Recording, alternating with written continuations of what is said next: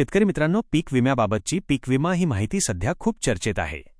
अनेक शेतकऱ्यांच्या खात्यात विम्याचे पैसे जमा होण्यास सुरुवात झाली असून ही रक्कम पिकाच्या नुकसानीनुसार आणि जिल्ह्यानुसार वेगवेगळी असू शकते.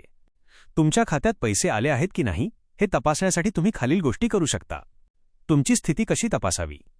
बँक पासबुक अपडेट करा. सर्वात आधी तुमच्या बँकेत जाऊन पासबुक अपडेट करा किंवा मोबाईल बँकिंगद्वारे मिनी स्टेटमेंट तपासा. सीएससी केंद्राला भेट द्या. तुमच्या गावातील सीएससी केंद्रावर जाऊन तुमच्या अर्जाची स्थिती ॲप्लिकेशन स्टेटस तपासा. पीक विमा ॲप, क्रॉप इन्शुरन्स ॲप.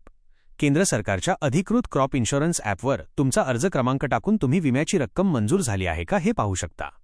अधिकृत वेबसाईट pmfby.gov.in ची लिंक या पोर्टलवर जाऊन चेक स्टेटस या पर्यायावर क्लिक करा.